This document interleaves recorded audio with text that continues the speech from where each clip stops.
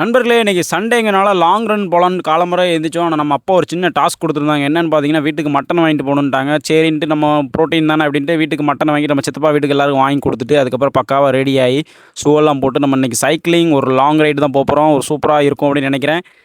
First ஒரு 10 கிலோமீட்டருக்கு லைட்டாக கால் வலிச்சுது. அதுக்கப்புறம் கொஞ்சம் பரவாயில்ல.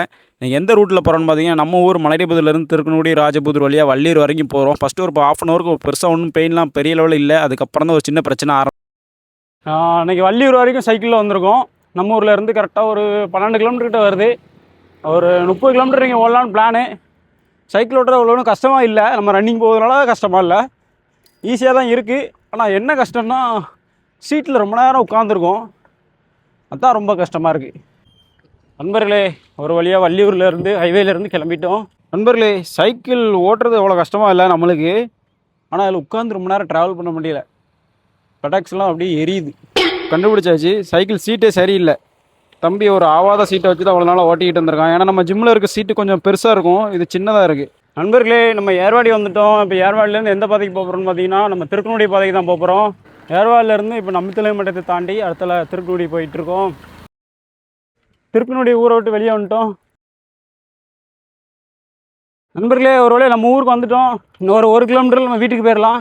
நண்பர்களே, இன்றைக்கான சைக்கிள் பயணம் சூப்பராக முடிஞ்சுது. ஒரு 27 கிலோமீட்டரை ஒரு 1.5 ஹவர்ஸில் 1.5 மணி நேரத்தில் 27 கிலோமீட்டர் முடிச்சிருக்கோம். நல்ல ஒரு டைமிங்கில், நல்ல ஒரு ஃபிட்னஸ். முடிஞ்சளவு எல்லோரும் சைக்கிளிங் பண்ணுங்கள், ரன்னிங் பண்ணுங்கள், ஏதோ எனி ஃபிட்னஸ் எல்லோரும் ட்ரை பண்ணி பாருங்கள்.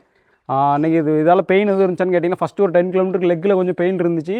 ஆனால் ஹார்ட் பீட் அது ரைஸ் ஆகிற மாதிரி எதுவுமே இல்லை, நார்மலாக தான் இருந்துச்சு. அதுக்கப்புறம் டிக்கி தான் பெயின், ஏன்னா சீட்டு சரியில்லை, அதனால் டிக்கி பயங்கர பெயின்.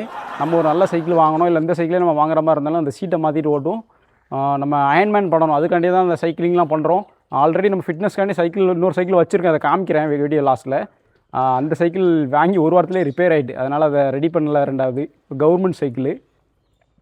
இன்றைக்கான சைக்கிள் பயணம் முடிஞ்சுது. இன்றைக்கான லஞ்சு, இன்றைக்கான ஃபுல் பிளாக் பார்ப்போம் வாங்க.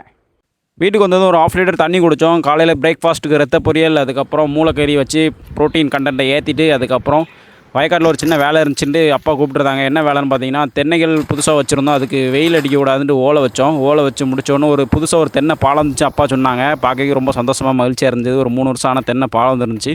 வரக்கூடிய வீடியோக்களில் நிறைய ப்ளாக் நம்ம விவசாயத்தை பற்றியும் போடுவோம், மறக்காம ஃபுல்லாக